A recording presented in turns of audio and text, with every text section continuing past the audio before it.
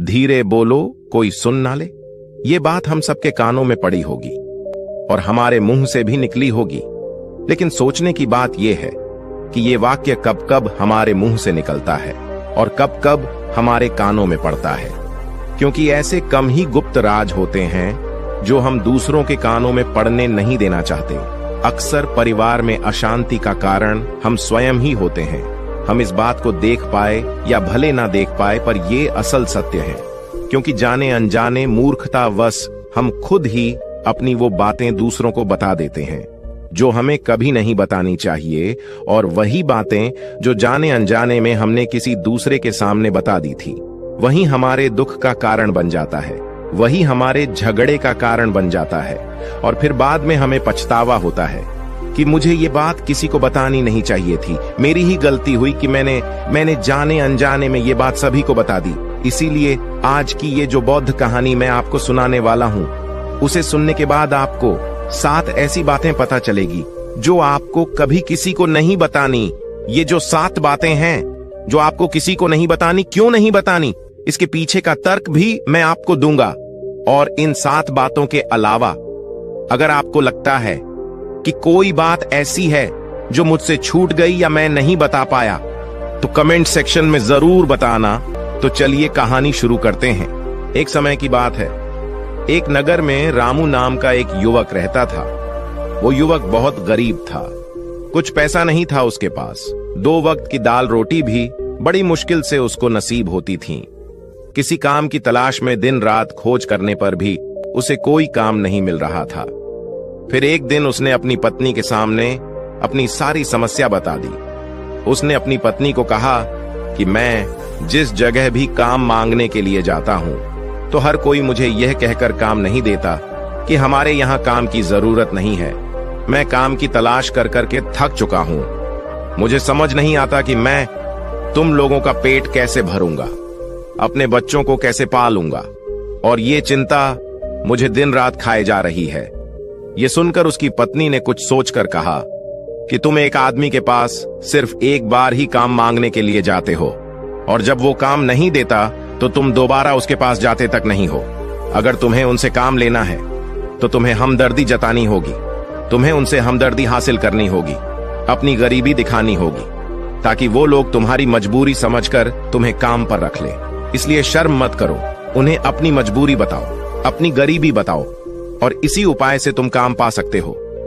ये बात रामू की मस्तिष्क में बैठ गई, और अगले दिन काम मांगने के लिए वो उसी सेठ के पास जा पहुंचा जहां पर वो पिछले दिन काम मांगने के लिए गया था। लेकिन इस बार उसने हाथ जोड़कर उस सेठ से प्रार्थना की, उससे विनती की कि वो बहुत गरीब है और उसे काम की बहुत आवश्यकता है। वो जो कुछ भी उसे देंगे वो उसमें संतुष्ट हो जाएगा, पर कृपया करके मुझे अपने यहां काम पर रख ले। उसकी ये हालत देखकर उस सेठ ने उसे अपने यहां काम पर रख लिया। वो रोज वहां पर काम पर जाने लगा। अंदर ही अंदर वो खुश तो था कि उसे काम तो मिला, लेकिन उसे वेतन दूसरे लोगों से कम मिलता था। वही काम जो दूसरे लोग कर रहे थे, उन्हें ज्यादा वेतन मिल रहा था और इसे कम वेतन मिल रहा था। जब इस बारे में उसने अपने सेठ से कहा, तो सेठ ने कहा कि देखो भाई, तुम्हें काम की जरूरत थी, मैंने तुम्हें काम दिया, मेरा धन्यवाद करने की बजाय तुम मुझसे शिकायत कर रहे हो। ये कैसी बलवंत साहत है। ये सुनकर रामू वहीं पर चुप हो गया। बात कहीं ना कहीं सत्य थी, सच थी। सेठ ने तो उसे उसकी मजबूरी के हिसाब से ही काम दिया था, और इसीलिए वो उसे अपने अनुसार ही वेतन देता था। लेकिन धीरे धीरे उसने ये बात अपने सगे संबंधियों और अपने दोस्तों को भी बताना शुरू कर दी कि उसका सेठ कैसा आदमी है और उसे कितना वेतन देता है। समय बीतता रहा और रामू पूरी लगन के साथ अपना काम करता रहा, लेकिन अब परिस्थितियां बदलने लगी थीं। सेठ अब रामू से दूसरे लोगों से ज्यादा काम लेता था और उनसे कम वेतन उसे देता था। ये बात रामू के मन को बहुत खलती थी। वो दूसरों से ज्यादा मेहनत कर रहा है और उनसे कम वेतन पा रहा है। इससे उसके आत्मसम्मान को बहुत गहरी चोट पहुंची। अब धीरे धीरे उसका मन अपने काम से हटने लगा। उसका मन काम में लगता ही नहीं था। जाहिर सी बात है कि ऐसी जगह किसका मन लगेगा। जहां आदमी को अपने आत्मसम्मान के साथ समझौता करना पड़े। इसीलिए जल्द ही उसने अपना काम छोड़ दिया और वो घर पर आकर खाली बैठ गया। अब उसके पास घर का खर्चा चलाने के लिए भी पैसे नहीं बचे थे। इसीलिए उसने अपने सगे संबंधियों और अपने दोस्तों से सहायता मांगने शुरू की। लेकिन उसके दोस्त उसके सामने तो उसे दया का पात्र समझते थे, उसे दिलासा देते थे, लेकिन पीछे से उसका मजाक उड़ाते थे। वो कहते कि कितना बेवकूफ है, सेठ ने इतना काम लिया और बेचारे को पैसे भी नहीं दिए। अरे हम इसको पैसे दे दे तो ये कल हमारा भी पैसा नहीं वापस कर पाएगा। इसकी ऐसी हालत है, काम तो इसके पास कुछ है नहीं, पैसा कहां से लाकर देगा। और इसी वजह से रामू की हालत दिन पे दिन खराब होती जा रही थी। अब वो दिन रात तनाव में रहने लगा था। वही दोस्त, वही सगी संबंधी जो उसके अपने होने का दिखावा करते थे, वो उसे दया का पात्र समझ रहे थे। उन्हें उसके ऊपर तरस आ रहा था। सब लोग आकर उसे ज्ञान तो बहुत देते थे, लेकिन कोई सहायता नहीं करता था। और अक्सर ऐसा ही होता है, ज्ञान देने वाले तो बहुत मिल जाते हैं, लेकिन मदद करने वाले, उंगली पकड़कर, हाथ पकड़कर आगे चलाने वाले कितने लोग मिलते हैं। फिर एक दिन उसे पता चला कि पड़ोस वाली गांव में एक बौद्ध भिक्षु आया हुआ है जो बहुत ही ज्ञानी है। रामू इतना तनाव में था कि उसे कोई रास्ता नजर ही नहीं आ रहा था। इसीलिए जाने अनजाने वो उस बौद्ध भिक्षु के पास पहुंच जाता है।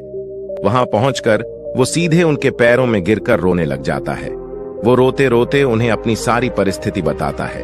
उसे बताता है कि किस तरह उसके सेठ ने उसका फायदा उठाया और उसके सगे संबंधी उसके साथ कैसा व्यवहार रखते हैं। सारी बातें सुनकर बौद्ध भिक्षु ने उसे चुप कराते हुए कहा कि भंते, ये सारी समस्याएं तुम्हारी बुद्धिहीनता, तुम्हारी मूर्खता के कारण उत्पन्न हुई है।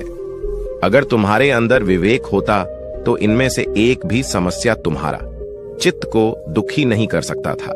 लेकिन तुमने अपने अविवेक के कारण, अपनी मूर्खता के कारण खुद ही अपने रास्ते में कांटे बिछा दिए। परंतु आज मैं तुम्हें 7 ऐसी बातें बताने जा रहा हूं जो भूल कर भी किसी को मत बताना। और इन बातों का अनुसरण करते हुए तुम बाहर से मिलने वाले दुखों को तो दूर कर ही सकते हो जो बेवजह दुनिया की वजह से तुम्हारे अंदर पनपते हैं। पहली बात जो किसी को नहीं बतानी चाहिए वो है अपनी मजबूरी। अपनी मजबूरी का दिखावा करके दूसरों का दया पात्र बनाकर उनकी सहायता लेने की गलती कभी मत करना। हो सकता है कि आज वो तुम्हारी मजबूरी देखकर तुम्हारी सहायता कर दे, लेकिन कल वो तुम्हारा फायदा उठाने से भी नहीं चुकेगा। और अगर फायदा भी नहीं उठाया तो दूसरों के सामने तुम्हारा मजाक बनाने में वो आदमी कभी नहीं झुकेगा। इसीलिए कभी भी अपनी मजबूरी का दिखावा मत करो। अगर घर में 2 रोटी है, सूखी रोटी है, तो वहीं खाकर सो जाओ, लेकिन दूसरों को इसके बारे में भनक तक नहीं लगनी चाहिए। जरा आप खुद सोचो, मजबूरी बताने का क्या प्रयोजन होता है एक इंसान का? या तो वो दूसरों से सहानुभूति हासिल करना चाहता है या उनसे कोई आर्थिक मदद चाहता है। लेकिन अगर दोनों ही परिस्थितियां आप देखें तो दूसरा आदमी आपका फायदा उठाने से नहीं चुकेगा। और अगर वो फायदा नहीं भी उठाएगा तो अपनी नजर में तो वो आपको मूर्ख ही समझेगा, बेवकूफ समझेगा, और दूसरों के सामने आपका मजाक तो जरूर बनाएगा। इसीलिए अपनी मजबूरी के बारे में कभी किसी को मत बताना। दूसरी बात जो किसी को भी नहीं बतानी चाहिए वो है अपनी अतीत की गलतियां और भविष्य की रणनीतियां। जरा सोचो कि अगर हम अपने अतीत की गलतियां किसी दूसरे को बताते हैं तो उसका क्या प्रभाव होगा? वो गलतियां ठीक तो नहीं की जा सकती, जाहिर है, तो उन्हें बताने का क्या प्रयोजन रह जाता है? आप अपने अंधेरे पक्ष को खुद दुनिया के सामने बता रहे हो, खुद अपनी गलतियां दूसरों के सामने बता रहे हो। इससे उस आदमी की नजर में आपका एक चरित्र घटित हो जाएगा और वो भविष्य में हमेशा आपको उसी नजरिए से देखेगा। इसीलिए किसी भी आदमी की नजर में अपना चरित्र गठित मत होने दो। और जरा सोचो कि आप व्यर्थ में ही अपने भविष्य की रणनीतियां दूसरों के सामने बता रहे हो। जो लोग आपके काम का हिस्सा ही नहीं है, उनके सामने अपने भविष्य की रणनीतियां, अपनी डींगे हाँकने का क्या फायदा? वो लोग आपकी सहायता तो नहीं करेंगे, लेकिन आपकी भविष्य की रणनीतियों में बाधा जरूर बन सकते हैं। आप खुद अपनी विवेक का इस्तेमाल करिए और सोचिए कि आपके साथ भी ऐसा हुआ है कि आपने अपनी भविष्य की रणनीति किसी को बताई हो और वो कामयाब ही ना हुई हो, जरूर हुआ होगा। जरा गौर से सोचिए। तीसरी बात जो किसी को नहीं बतानी चाहिए वो है अपने घर की बातें। जो भी हमारे घर के अंदर आपस में बातचीत होती है, हमारे माँ बाप के साथ, हमारी पत्नी के साथ, हमारे बच्चों के साथ, वो बातें परिवार तक ही सीमित रहनी चाहिए। अगर आप इन बातों का दूसरों के सामने ढिंढोरा पीटते हो तो दूसरों को आपके घर में घुसने का एक मौका मिल जाता है और वो इसका फायदा उठाने से कभी नहीं चूकेंगे। वो आपके परिवार के सदस्यों को आपसे दूर लेकर जाने की कोशिश करेंगे।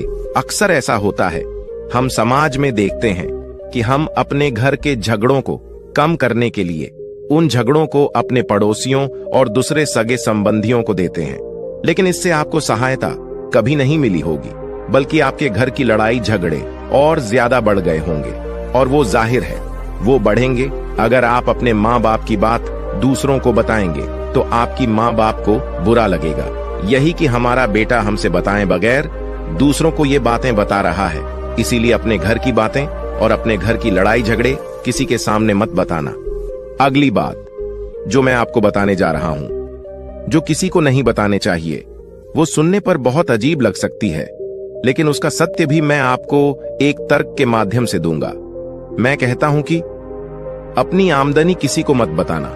अब अपनी आमदनी ना बताने के पीछे क्या प्रयोजन हो सकता है?